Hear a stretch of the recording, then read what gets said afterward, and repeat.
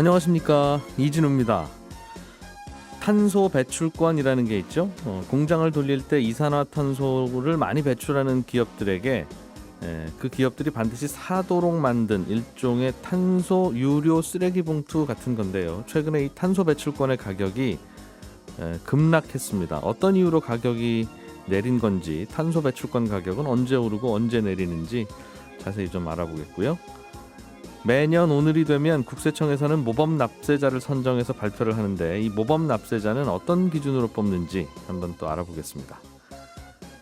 제주도가 지금 시행 중인 부동산 투자 이민 제도를 좀 바꿔보려는 중입니다. 내년 이 제도 일모를 앞두고 개선 방안을 마련하려고 하는데, 지금 시행되고 있는 이 투자 이민 제도의 문제점은 뭐고 어떻게 개선을 하려고 하는 건지 이 내용도 자세하게 들여다보겠습니다. 3월 3일 목요일 손에 잡히는 경제, 광고 잠깐 듣고 시작하겠습니다. 경제 뉴스들을 상큼하게 정리해 드리겠습니다. 손에 잡히는 경제 박세훈 작가, 중앙일보 남국민 기자, 김현우 행복자산관리연구소장 세 분과 함께합니다. 어서 오십시오. 안녕하세요. 남큐 기자님, 경제 뉴스 큐레이팅 해주시는 남큐 기자님, 최근에 탄소 배출권 가격이 떨어졌어요. 많이 떨어졌더군요. 예, 맞습니다. 그 런던 선물 시장에서 이 탄소 배출권이 거래가 되는 가격이 있는데, 이게 톤당 최고 저번 달까지 95달러까지 95유로까지 갔었거든요. 탄소 배출권 가격이. 근데 최근에는 55유로까지 떨어졌고, 와. 이게 한 그럼 40% 빠진 건데, 지금 현재는 한 60유로대 거래 중입니다. 이게 하루에 막 20%씩도 빠지고 이래서 정말 폭포수처럼 빠진다는 말이 나올 정도로 급하게 빠졌고요. 국내에도 ETF가 상장돼 있어요. 이것도 굉장히 가격 하락을 겪었습니다. 마찬가지로 움직였겠죠. 국내 ETF는 그 말씀하신 탄소 배출권 가격을 그대로 따라 움직일 테니까. 이게 탄소 배출권이라고 하는 게 기업이 그 탄소를 배출을 할 수밖에 없도록 불가피하게 되어 있다면, 구조가 그 탄소 배출할 때 우리가 종량제 봉투 사서 쓰레기 버려야 되듯이 탄소 배출권도 구입해서 탄소를 배출해라, 뭐 그런 거라면서요? 예, 맞습니다. 뭐 예를 들면은 이걸 만약에 안 사면 뭐 과태료를 물리는데 이게 한 100유로 정도 지금 물린다고 해요. 뭐 이산화탄 톤당. 예, 그걸 하지 않으려면 이제 이걸 사서 이제 뭐 권리를 사야 되는 거고, 벌금을 그리고 이제 탈탄소 드라이브를 걸고 있는 유럽이 지금 전 세계 표준 시장 역할을 하고 있어요. 근데 이게 탄소 배출권이 지난해 탈탄소 열풍이 불었잖아요. ESG 열풍하면서 유럽 당국이 공급을 많이 줄였습니다, 작년에. 그래서 한 3억 8천만 톤 정도를 줄였다는 게 그 쓰레기 봉투를 이제 시장이 조금씩 풀어준 거죠. 일부 조금씩은 기본으로 나눠주고 이 게임 시작하는데 그걸 이제 많이 양을 줄인 건데요. 그러다 보니까 이제 가격이 지난해 거의 한 2배, 거의 한 재작년보다 한 3배 정도 오를 정도로 굉장히 많이 올랐습니다. 그렇겠네요. 사다 써야 되는 쓰레기 봉투가 늘어나니까. 예, 맞습니다. 그래서 이게 한 20유로대였는데 90유로대까지 오른 거죠. 그런데 가격이 왜 떨어졌어요, 최근에는? 이게 그래서 친환경, 탈탄소 뭐 이러면 계속 이 가격은 꾸준히 슬금슬금 오를 것이다, 그런 전망이 많았던 것 같은데. 여러 가지 요인이 있는데요. 이번에 폭락 사태가 충격을 준 게, 원래 이 탄소 배출권은 그냥 암묵적으로 천연가스 가격이 비싸지면 같이 비싸진 거야라고 알려져 있었어요. 근데 최근에 이제 우크라이나 침공 사태도 있고 하니까 좀 천연가스 가격이 좀 올랐잖아요. 그래서 왜 이거 이렇게 움직이지라는 얘기가 나오는데, 사실은 이게 반만 맞는 얘기입니다. 왜냐면은 정확하게는 천연가스와 석탄 가격의 차이만큼이 보통 탄소 배출권의 가격으로 움직인다고 해요. 천연가스가 오르면 탄소 배출권이 오르는 건 왜 그렇죠? 왜 그렇게 되냐면은 천연가스보다는 석탄이 탄소 배출이 많잖아요. 그렇습니다. 예를 들면은 천연가스가 100유로고 석탄이 70유로면 그 사이 30유로 차이가 있잖아요. 그러니까 가능하면 석탄을 떼고 싶겠죠. 그러면은 정부에서는 가능하면은 천연가스를 태우게 하려면은 한 그 30유로 정도로 배출권을 판매를 하면 30유로보다 싸게. 그러면 이제 쓰레기 배출하는 가격을 더 높아지게 하면은 비싸게 해야 되겠죠. 그렇죠. 30유로보다 비싸게 팔면 석탄을 70 주고 사서 그 대신 석탄 떼면 탄소 배출권도 사야 되는데 탄소 배출권 가격이 40이면 그러면 더하면 110이니까 차라리 가스를 쓰자가 되겠군요. 맞습니다. 그래서 보통은 그 천연가스 가격 차이를 기준으로 많이 삼거든요. 적정한 가격. 근데 최근에 우크라이나 침공 때문에 물론 가스도 올랐지만 석탄이 정말 많이 올랐습니다. 지금 석탄이 한 70% 정도 한 달 사이에 올랐더라고요. 요즘에요? 예, 기준 가격이 제가 어제 이제 선물 시장에서 보고 왔더니 그 정도로 오른 거예요. 근데 이게 이것도 여러 가지 추측이 있는데 왜 그렇죠? 지금 러시아 제재에 가스와 석유가 들어가지는 않았지만 예, 이거 언제 어떻게 될지 모르는 일이잖아요, 사실. 그렇죠. 그러다 보니까 차라리 그 석탄이라도 이제 사놓으려는 가수요가 있지 않나라는 얘기가 그래서 있습니다. 예, 그래서 올라갈 거라고 베팅을 해서 석탄 가격이 올랐군요. 그렇죠. 예, 그런데 가스는 오히려 공급이 되니까 그 차이가 확 줄면서 가격이 확 내려갔다라는 분석이 있습니다. 가스도 올랐지만 석탄이 많이 올라서 예, 그렇군요. 잠깐만요. 가스가 올랐지만 석탄이 더 많이 오르면 예, 그럼 가스가 100인데 석탄이 90이면 예, 탄소 배출권 가격이 10보다 더 비싸면 탄소 배출권을 안 사겠군요. 그렇죠. 그러면 차라리 그냥 가스 태우고 말지가 되는 거죠. 그래서 가격이 떨어졌다. 예, 탄소 배출권 굳이 안 산다. 가스를 태우고 말지 차라리 이제 아무리 석탄 비싸도. 안 태우고 가스 태우겠다 그냥. 알겠습니다. 석탄 가격 오른 거 말고 다른 이유는 없습니까? 이게 애초에 탄소 배출권이 너무 비쌌던 점도 있습니다. 탄소 배출권이 톤 최고점일 때 톤당 96유로였는데 유럽에서 그냥 만약에 제가 공기 중으로 그냥 사업을 하면서 탄소를 퍼뜨리면 그냥 배출권 없이 예, 그럼 물리는 벌금이 한 100유로 정도가 돼요. 예, 예. 그 말은 배출권이랑 거의 그 과태료랑 거의 비슷한 수준까지 올라온 거예요. 그동안 많이 올라서 예. 예, 그럼 만약에 배출권이 100유로가 넘어가면 제 입장에선 음. 그냥 방출해버리고 과태료 내버리고 말지가 되는 거죠. 그럼 탄소 배출권 가격은 말씀하신 이 과태료보다 더 비싸질 리는 없겠네요. 이론상은 더 비싸긴 힘든 거죠. 그럴 바에는 그냥 벌금을 내는 게 나으니까. 다만 이제 쟤들은 탄소 배출권도 안 사고 그냥 벌금 내고 버티는 기업이다. 네. 그런 소리 듣기는 그쵸. 싫으니까 예, 예. 벌금보다 조금 비싸도 그냥 탄소 배출권 사긴 살 텐데. 그렇죠. 그럴 순 있는데 어. 뭐 어지간하면 그렇게 되면 좀 이상한 시장이 되는 거죠. 그러다 보니까 이게 작년에 투기 수요도 많이 몰렸어요. 왜냐면 유럽에서 이걸 일부러 좀 비싸게 가려고 하니까 예. 그럼 미리 사놓자 해가지고 너무 높이 올라왔었는데 최근에 이제 좀 한번 우크라이나 침공을 계기로 유럽이 한번 에너지 정책 바꾸려고 하고 있잖아요. 예, 예. 그러다 보니까 신재생 에너지 더 빨라지면 탄소 배출권 수요는 더 줄겠네. 예. 그럼 빨리 지금 다 털자가 되니까 며칠 사이에 한 반년 동안 오른 걸 다 반납했습니다. 그런 이유로 알겠습니다. 앞으로는 탄소 배출권 가격이 어떻게 될까요? 그럼 이게 일단은 단기간 조정은 겪은 거고 좀 시장에서도 한번 겪어야 될 조정이 아닌가라는 시각이 있더라고요. 네. 그런데 장기적으로는 결국 좀 오를 거다라는 시선이 많은 게 이게 왜냐면은 너무 저렴하면 그냥 뭐 쓰레기 봉투 사다가 쓰레기 내버리지가 될 수 있잖아요. 네. 근데 이건 얼마든지 당국이 의지가 있다면 가격을 통제할 수 있습니다. 왜냐하면 이걸 얼만큼 공급할지 결국은 유럽 당국이 결정하거든요. 공짜로 주는 양을 줄이면 예, 기업들이 사서 써야지 어떡하겠냐. 그렇죠. 근데 이게 너무 저렴한 것보다는 탈탄소 드라이브를 계속 할 거기 때문에 장기적으로는 계속 가격을 높여가는 게 정부의 의지와 닿아 있다는 거죠. 예. 그렇기 때문에 장기적으로는 계속 조금씩이라도 높아지지 않을까 이렇게 예상을 합니다. 그렇군요. 이게 그런 거구나. 이게 딸기 우유하고 딸기 우유는 그냥 시중에서 딸기 우유 사 먹으면 되고 네. 아니면 흰 우유를 사서 딸기즙을 타 먹어도 되는데 예, 딸기 우유 가격이 자꾸 오르면 이제 딸기즙을 그냥 사자 그렇죠. 하는 예, 그런 수요가 늘어나서 딸기즙 가격이 올라갈 텐데 그럴 수 있죠.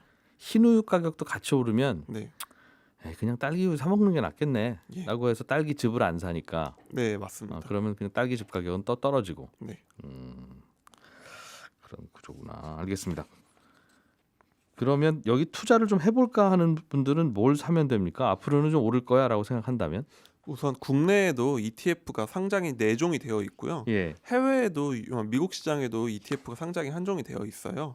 그래서 그걸 구매하시는 게 가장 편리하실 겁니다. ETF가 바로 있다. 예, 알겠습니다. 그런데 다만 가스 가격, 석탄 가격 이 차이를 잘 봐야 되겠군요. 그럼. 그것도 중요하고 거기다가 예. 신재생 에너지가 얼마나 잘 돌아가냐도 중요한 게 또 최근에 유럽에서 풍력 발전이 굉장히 잘 되고 있어요. 바람이 많이 분대요. 네. 그렇게 되면 다른 거 다 제쳐놓고 그냥 신재생으로 가자 하면 수요가 빠지잖아요.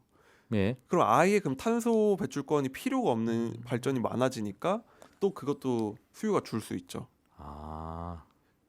거기다가 이제 유럽 예, 예. 당국이 과연 얼마나 의지가 있느냐 이것도 예. 봐야 되니까 그것도 봐야 되고. 이게 쉬운 투자는 아닌 것 같습니다. 그렇군요. 배출권 가격도 참 여러 가지 변수가 많네요. 네, 맞습니다. 네. 잘 배웠습니다.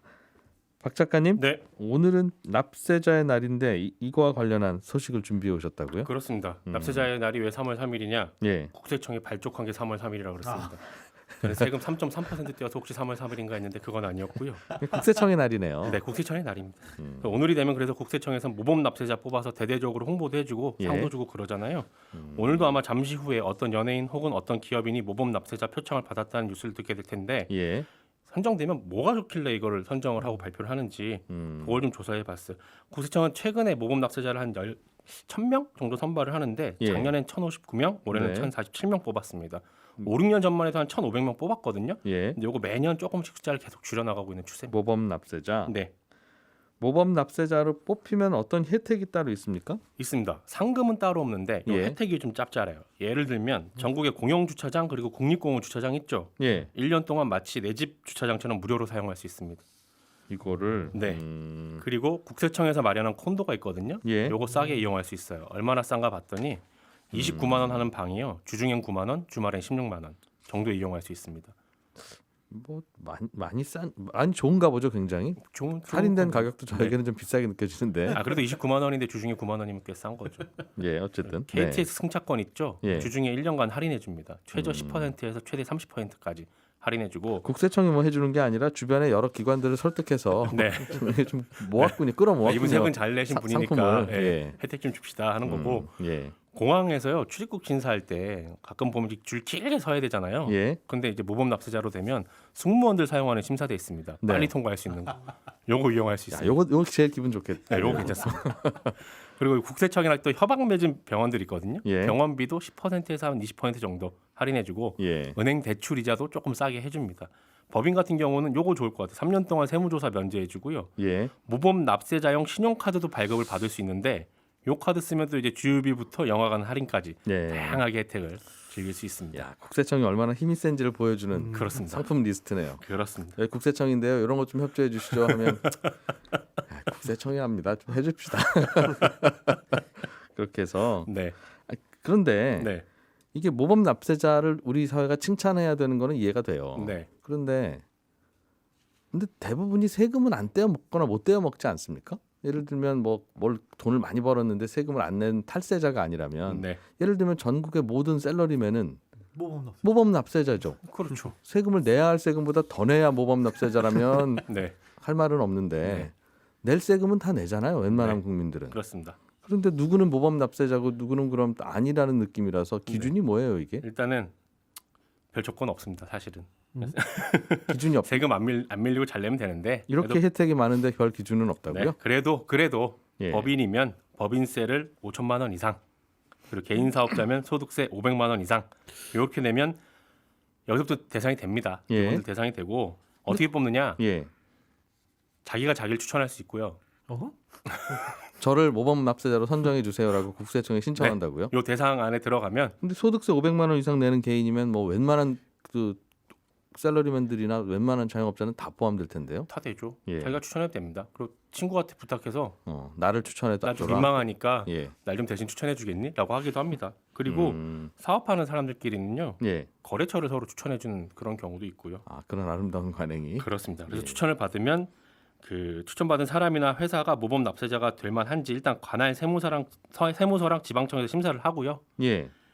거기서 또 문제가 없으면 본청에서 위원회 열어서 외부 인사들 한 60%로 구성된 심사위원들 불러다 심사를 하는데 예. 그 심사가 무슨 세무조사하는 건 아니고요. 네.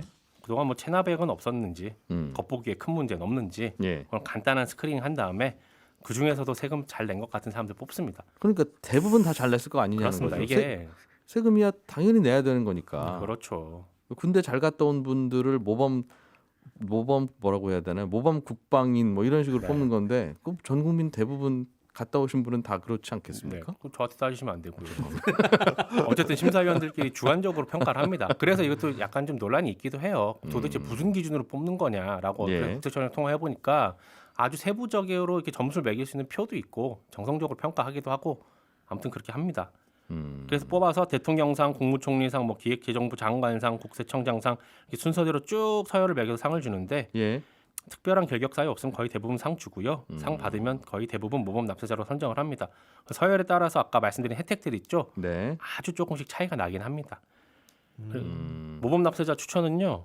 1년 365일 국세청 홈페이지 가시면 민원 코너 있거든요. 네. 거기 들어가면 자천, 타천 다 됩니다. 아. 아니, 그럼 저는 모든 회사원들은 다 모범 납세자인 것 같은데. 네. 그거 중요한 얘기인데 예. 회사원들도 모범 납세자로 선정이 될 수 있느냐? 결론부터 말씀드리면 안 됩니다. 회사원은 회사원은 안 안 돼요? 됩니다. 2003년부터 14년까지는 근로소득세를 연간 200만 원 이상 내는 회사원은 선발 대상이 됐거든요. 예. 그래서 이 제도 아는 분들은 신청을 해가지고 회사원이 모범 납세자 표창을 받기도 했습니다. 네. 근데 2015년부터는 선발 대상에서 제외를 하기로 했어요. 왜냐하면 모범 납세자라는 건 세금을 탈루하려면 뭐 할 수도 있는데 그런데도 모범적으로 냈다. 뭐 이런 의미거든요. 예. 근데 회사원은 탈루를 할래 할 수가 없으니까. 없어요. 회사가 알아서 세금 떼고 월급 주잖아요. 예. 그러니까 전원이 다 모범 납세자라서 누구만 상을 주는 게 좀 모양새가 이상하다는 이유도 있고 네. 연간 200만 원 이상 근로소득세 낼 수 있는 사람만 대상이 되는 거였던 거라서 형평성에 문제가 되기도 해서 2015년부터는 근로자들은 안 주는 걸로 바뀌었습니다. 세금을 웬만하면 안 내려고 하는 사회 분위기가 있을 때야 뭐 그랬습니다만 이제는 그냥 국세청에 난로하고 그냥 축하하고 그랬으면 그럼 좋겠네. 이걸 왜 모범 납세자를 그런 것도 있습니다. 별도로 예전에 신청을 모범 하고 납세자로 뽑고. 선정된 사람이 나중에 예. 탈루한 게 크게 걸린 적이 있어가지고 예. 그것도 문제가 되기도 했었거든요. 세금 당연히 내야 되는 거 그거야 뭐 그런 건데. 그렇습니다.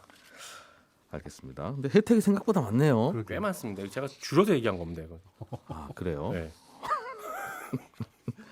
아무튼 국세청 생일 축하드립니다. 예. 김현우 소장님, 네. 제주도에 투자 이민 제도라고 하는 게 있나 봐요. 네. 이걸 좀 손본다는데 손보기 전에 뭔지부터 좀 설명을 해주세요. 네, 제주도에만 있는 건 아니고요. 예. 예, 우리나라에 그냥 다 있습니다. 정부가 정한 투자처에 외국인이 예. 5억 원 이상 투자를 할 경우에는 한국을 자유롭게 출입할 수 있는 거주 비자를 일단 주고요. 그대로 5년을 투자를 유지를 하면 영주권을 주는 제도입니다. 그 다음에 이제 투자금을 회수해도 되고요. 예. 그러니까 이게 처음에는 외국인의 투자 자금을 유치하기 위해서 한 2010년에 도입된 제도인데 점점 투자 효과, 투자 금액도 줄어들고 있고 네. 부작용도 여기서 나타나면서 이제 제도 개선안을 만들었고 이 제주도는 이에 대해서 의견 수렴을 이제 시작하고 있습니다. 아 제주도뿐만 아니라 외국인이 5억 원 이상을 우리나라에 투자하면 돼요. 네, 그렇습니다. 우리나라 주식 삼성전자 주식을 5억 원 이상 사는 외국인은 다 듣는다는 겁니까? 그렇지는 않습니다. 이게 정해진 이 사업 대상이 있어요. 일단 예. 크게 공익사업 투자 이민 그리고 부동산 투자 이민 이 두 가지로 구분을 하는데 네. 공익사업 투자 이민 제도는 또 다시 두 가지로 구분이 됩니다. 근데 간단해요. 마치 보증금처럼 원금을 넣으면 원금 전액 보장되지만 이자는 없는 이게 원금 보장형 이 투자라고 하는데 예. 이건 이제 정부가 만든 펀드가 따로 있습니다. 여기에 돈을 넣으면 예. 대상이 되고 이 돈은 어디로 가냐? 보통 이제 중소기업에 저리로 대출을 해줄 때 그 재원으로 쓰입니다. 대한민국 정부에 무이자 대출을 좀 해주면 네. 5억 원 이상 그렇습니다. 그러면 해주는 거고. 맞습니다. 예. 정부는 그 돈으로 중소기업 도와주고요. 예. 또 손익발생형이라는 것도 있는데 이거는 이제 테마파크 조성이라든지 뭐 기업도시 개발 사업 이런 것처럼 좀 낙후된 지역에 정부가 지정한 개발 사업이 있는데 여기에 투자를 하면 이건 이제 손익도 같이 가져가는 구조입니다. 그러니까 부동산 개발 펀드 같은 건데 거의 안 하고 있어요. 투자는. 이게 외국인들 봤을 때 그냥 원금만 난 가져갈래 보증금처럼 거기가 이제 대부분이고 여기까지는 이제 정부가 통제하는 사업이고요. 이번에 제주도에서 손을 보겠다고 한 투자이민 제도는 부동산 투자이민 제도입니다. 예. 이것도 뭐 아무 지역 아무 부동산에 투자한다고 해서 될 건 아니고 정부에서 정한 지역과 대상만 해당이 됩니다. 요 동네 부동산을 외국인이 5억 원 이상 사면 예. 이런 혜택을 주겠다는 건데. 그렇죠. 그런데 그 지역이 제주도를 포함해서 현재는 전국 8개 지역에 정해져 있고 어디예요? 지금 제주도와 평창 그리고 정동진, 여수의 경도, 여수의 화양, 인천 영종, 인천의 송도하고 청라 그리고 해운대 이런 지역입니다. 공통점이 관광지 같기도 하고 아닌 것 같기도 하고 그러네요. 그렇습니다. 예, 예. 거의 이제 대부분 관광지인 쪽이 많고 아니면 뭐 국제 도시 이렇게 개발되는 곳들이 있는데 인천 송도나 청라에는 집 한 채만 사면 5억일 텐데. 그런데 집은 안 됩니다. 여기에서 예. 콘도, 관광 펜션, 일반 숙박 시설. 그러니까 거의 이제 관광을 필요로 목적으로 하는 예, 예. 그런 시설에 투자를 하고 예. 등기를 완료하면 그 즉시 이제 거주 비자가 발급이 돼요. 예. 5년 동안 거주할 수 있는 거주 비자가 나오고 이걸 그대로 유지하게 되면 영주권이 나오는 거죠. 그런 구조군요. 네. 예. 이런 이제 부동산 투자 이민 제도 같은 경우는 지정 기한이 지역별로 정해져 있거든요. 근데 이 제주도는 내년에 일몰을 앞두고 있고 예. 그 전에 연장을 하게 되면 또 계속적으로 연장은 할 수 있습니다. 예. 그럴 때 이제 부작용 있는 것들을 개선하겠다라는 거고. 그럼 이 동네 부동산을 샀다가 예. 다음 날 팔면 안 될 것 같고 안 되죠. 그럼 계속 갖고 있어야 돼요. 5년 동안은 영주권이 나올 때까지는 갖고 있어야 되고 예. 그 다음에는 이제 팔아도 됩니다. 되고 네. 5년 만약에 이상을 중간에 갖고 있으면 팔게 되고. 되면 예, 3개월 내에 출국을 해야 된다라는 전제 조건은 붙어 있습니다. 그렇습니다. 그럼 결국 관광지 개발을 좀 하려는데 정부가 예산이 좀 부족하니 외국인들이 여기 와서 투자를 좀 해주면 그 대가로 비자 주겠다. 그렇습니다. 그런 취지 같아요. 네, 뭐 개발을 하고 있는 곳에 투자를 해도 되고 예. 너희들이 와서 그냥 개발해도 되고 그런 이제 두 가지로 나뉘는데 뭐가 문제라서 개선하겠다는 이게 겁니까? 시간이 지나다 보니까 여러 가지 문제가 생기는데 전체적인 틀은 어쨌든 정부에서 마련해놨지만 제주도는 그 틀 안에서 이제 제주특별법이라는 게 있어가지고 예. 부동산에 관련된 것들은 이 나름 통제를 가지고 할 수가 있습니다. 근데 이게 점차 이제 투자 금액이 줄어들고 있어요. 예. 특히나 이제 코로나 이후에 투자 유치 금액이 확 줄어들었는데 현재까지 총 2010년부터 지금까지 부동산 투자로 유치된 게 1조 3천억 원 가까이 되는데 2020년에는 56억 원 그리고 작년 11월까지는 뭐 35억도 안 되는 수준에 그쳐버렸습니다.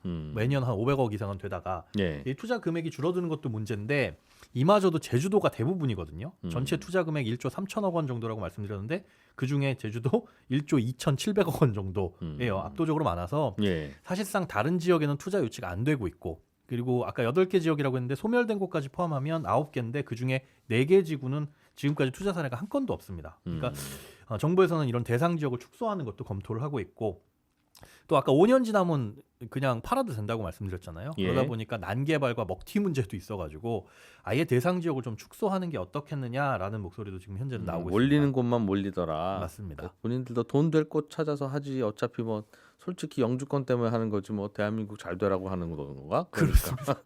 내 돈이 중요하지. 예, 딱 그런 그 포인트입니다. 생각. 예. 그러다 보니까 뭐 난개발도 문제가 되고 심지어 이거를 이제 해외에서 범죄를 저지르고 한국으로 도망가려는 수단으로 쓰기도 범죄 해요. 수익 있으면 그냥 그걸로. 그것도 있고 일단은 거주 비자가 발급되면 마음대로 드나들 수 있기 때문에 예. 그때 무슨 범죄 사실 조사를 안 합니다. 거르기도 그렇고. 예, 그런 문제가 생겨서 이런 부분을 보완하려고 합니다. 네, 여성시대 다 들으시고 나서 11시 5분에는 제가 다시 옵니다. 손에 잡히는 경제 플러스에서 뵙겠습니다. 고맙습니다.